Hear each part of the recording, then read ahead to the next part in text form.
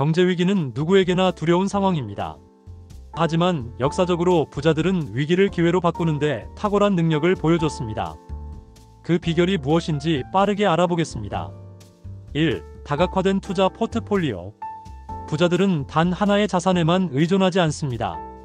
주식, 채권, 금, 부동산 등 다양한 자산의 투자의 위험을 분산시킵니다. 유명한 사례로는 20세기 최고의 투자자 중 한 명인 존 템플턴 이야기를 해볼 수 있습니다. 1939년 세계대전 발발로 투자자들이 공포에 사로잡혔을 때 템플턴은 단돈 1만 달러를 빌려 104개 회사의 주식을 매수했습니다. 흥미로운 점은 이 중 대부분이 파산 상태이거나 파산 직전 기업들이었다는 것입니다. 그런데 템플턴은 단순히 도박을 한 것이 아닙니다. 그는 세계대전 이후 경제가 반등할 것이라는 신념을 가지고 있었고 장기적인 관점에서 성장 가능성이 높은 기업들을 선택했습니다. 결국 그의 판단은 옳았고 전쟁이 끝난 후 그가 매수한 주식 가치는 폭발적으로 상승했습니다. 존 템플턴은 이후에도 글로벌 투자로 눈을 돌려 미국뿐 아니라 영국, 일본, 신흥국 시장에 적극 투자하며 세계 최초 글로벌 뮤추얼 펀드 창설자로 명성을 쌓았습니다. 이는 지역적 다각화의 중요성을 보여준 대표적 사례입니다. 이 같은 존 템플턴의 전략은 모든 시장에 기회는 존재한다는 투자 철학을 보여줍니다. 이 현금 유동성 확보. 경제위기 시에는 현금이 왕이라는 말이 있습니다. 부자들은 평소에도 충분한 현금을 확보해 기회가 왔을 때 빠르게 움직일 수 있도록 준비합니다. 1997년 IMF 외환위기 당시 유동성을 가진 사람들이 헐값에 나온 부동산과 기업을 매입하며 큰 부를 축적한 사례가 있습니다. 당시 삼성전자 역시 막대한 현금을 보유하고 있었고 이를 통해 기술 개발과 생산 설비 확장에 투자해 글로벌 시장에서 점유율을 크게 높였습니다. 3. 더욱 적극적인 투자. 위기는 자산 가격이 급락하는 시기입니다. 많은 사람이 공포에 휩싸일 때 부자들은 오히려 저가 매수의 기회로 삼습니다. 180조 원 투자가 워런 버핏도 이렇게 말했습니다. 다른 사람들이 두려워할 때 탐욕스럽게 행동하라.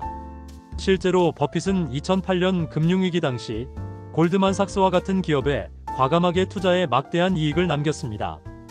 그는 단기적인 공포보다는 장기적인 성장 가능성에 초점을 맞춘 것입니다. 4. 수익 다변화. 부자들은 비즈니스 모델을 다변화하거나 새로운 수익원을 창출합니다. 코로나19 팬데믹 동안 일부 기업가는 디지털 전환에 집중해 오히려 수익을 늘렸습니다.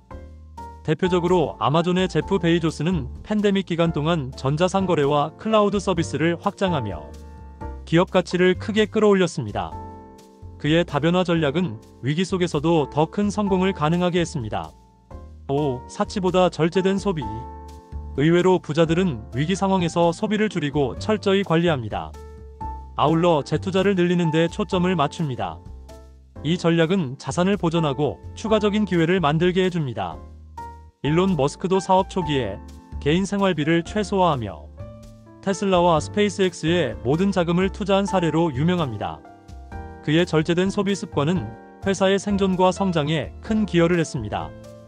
6. 심리적 안정 유지. 경제위기 동안 공포와 불안은 대부분의 사람들에게 큰 영향을 미칩니다. 하지만 부자들은 감정에 휘둘리지 않고 차분하게 상황을 분석하여 결정을 내립니다.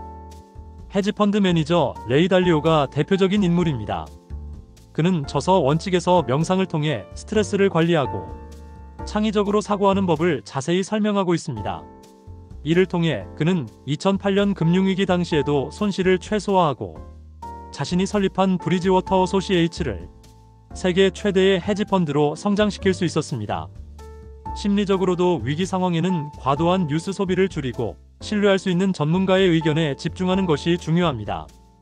워런 버핏 역시 시장은 감정적일 수 있지만 투자자는 그렇지 않아야 한다는 원칙을 강조했습니다.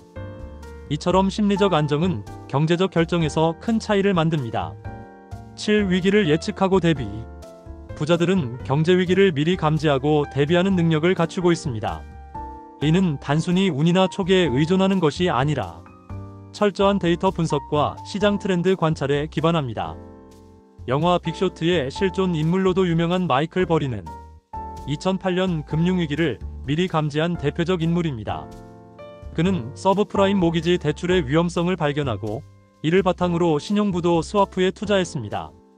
그의 예측은 당시 대부분의 투자자들에게 낯설고 무모하게 보였지만 금융위기 이후 막대한 수익을 올리며 자신의 통찰력을 입증했습니다. 이처럼 부자들은 단순히 운이 좋아서 경제위기를 극복하는 것이 아닙니다.